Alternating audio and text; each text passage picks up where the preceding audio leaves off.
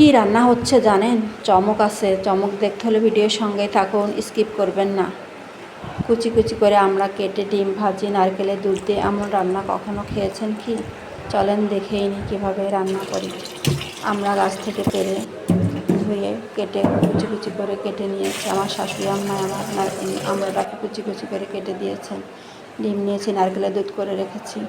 করে এভাবে আমি রান্না করব। ডিমটাকে প্রথমে গুলে নিয়ে ঝাল পেঁয়াজ দিয়ে একটু ভেজে নিব। ভেজে ছোট ছোট করে টুকরো টুকরো করে পিস করে কেটে নেব। ভিডিওর সঙ্গে থাকবেন। আসলে আগে অনেক খাওয়া হতো, আগে নারকেলও ছিল অনেক, নারকেলের দুধ এটা সেটা, কিন্তু এখন আর তেমন খাওয়া হয় না।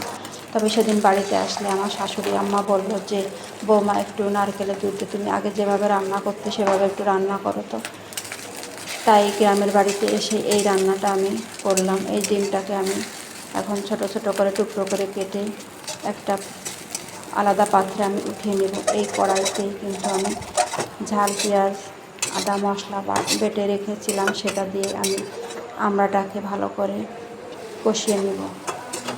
এই যে দেখেন, আমড়াটা কিন্তু আমার ঢেলে দিয়ে আমি কষাচ্ছি।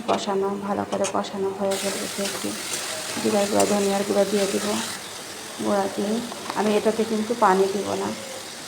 কষানোতে যেটুকু পানি দিয়েছি, কিন্তু ঝোলে কিন্তু একটুও পানি দিব না। ঝোলে সম্পূর্ণটাই আমি নারকেলের দুধ দিয়ে রান্না করব।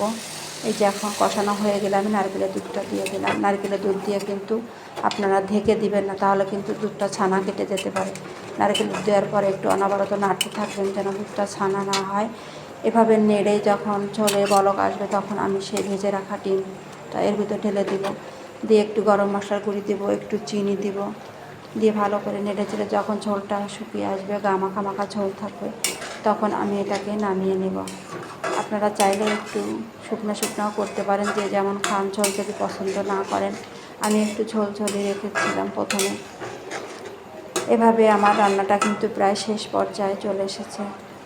এখন আর একটু চিনি এবং লবণ দিয়ে দিলাম, একটু গরম মশলার গুঁড়ি দিলাম, হয়ে গেল রান্না। একটা সার্ভিং ডিশে তুলে নিলাম। এখন পরিবেশনের পালা। আমি গরম ভাতের সঙ্গে খেয়ে নিলাম। এই আমড়া কচি ডিম ভাজি দিয়ে আসলে অসাধারণ হয়েছিল। শাশুড়ি আম্মাও খেয়ে বলেছিল যে, না বৌমা মজা হয়েছে। আপনারা একবার হলেও এটা ট্রাই করবেন। ভালো লাগলে লাইক কমেন্ট শেয়ার করবেন, পাশে থাকবেন। আল্লাহ হাফেজ, সবাই ভালো থাকবেন।